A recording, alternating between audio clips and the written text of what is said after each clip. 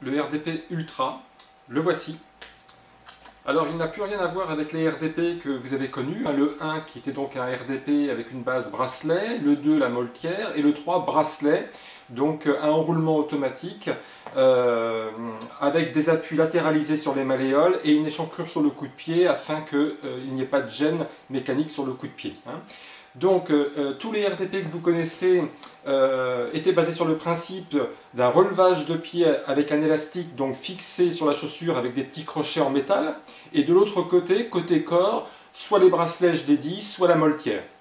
Dans tous ces RDP donc, qui apportaient une énorme innovation par rapport au releveur mécanique en plastique, il y avait donc toujours une constante, c'est-à-dire l'effet d'entraînement vers le bas de l'élastique sur le support. Donc vous avez désormais une alternative. On a beaucoup travaillé, j'ai beaucoup travaillé et beaucoup réfléchi pour que, pour la première fois, on ait un effet descendant de l'élastique qui ne s'exerce plus sur le corps du tout, mais sur une structure mécanique. Alors, toujours les petits crochets au niveau de la chaussure, toujours le fameux élastique du RDP que vous connaissez, qui existe bien sûr dans différentes longueurs en fonction du niveau de traction que vous souhaitez, de votre pointure ou de vos critères personnels. Mais au lieu d'avoir un bracelet ou une moltière sur le corps, on a une petite structure semi-rigide, capitonnée, avec un capitonnage qui est amovible, qui a une très grande ouverture antérieure et une toute petite semelle extra fine qui prend absolument pas de place dans la chaussure et sur laquelle on peut poser la semelle intérieure de confort de la chaussure. Je m'explique, on peut laisser à demeure la semelle dans la chaussure, mettre la petite semelle de confort en mousse par-dessus et on n'est absolument pas en contact plantaire avec la structure en métal, en plastique dont je viens de parler. Par contre, de chaque côté, donc ici vous avez deux montants donc, qui viennent recouvrir la cheville. Et sur la partie supérieure de ce montant, on a fixé bien sûr l'élastique du RDP qui va venir à son tour chercher l'avant du pied avec les petits crochets dont j'ai parlé tout à l'heure. Voilà. Donc voilà une description générale de ce releveur. Maintenant, j'aimerais vous montrer la mise en place et l'utilisation. Voilà, merci beaucoup. Voilà, deuxième partie, donc la mise en place de ce releveur. Donc je l'ai dit tout à l'heure, il y a une grande ouverture, donc il s'agit simplement de passer le pied dans la structure, tout simplement. Voilà.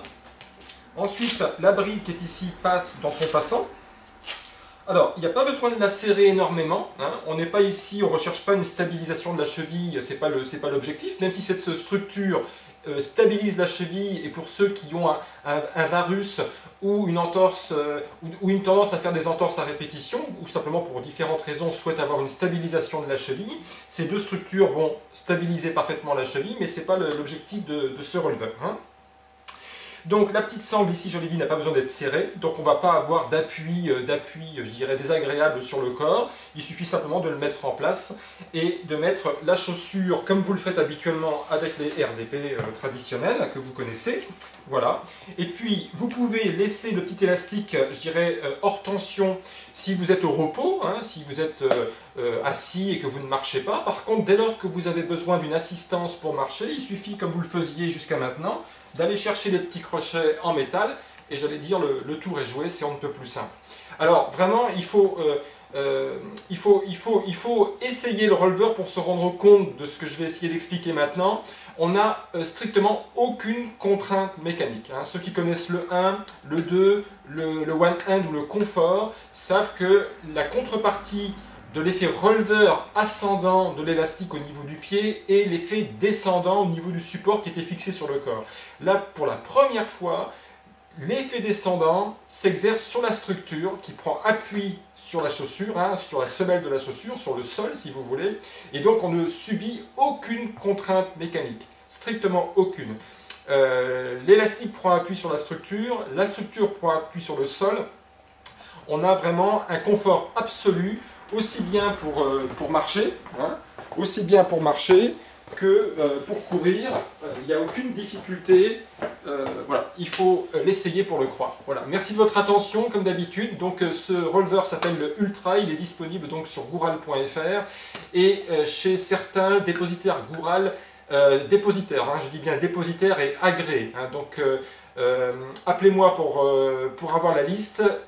Il faut vraiment que les personnes qui veulent distribuer ce produit fasse un effort de formation afin de le délivrer dans les meilleures conditions. J'insiste beaucoup sur ce point-là. Merci beaucoup.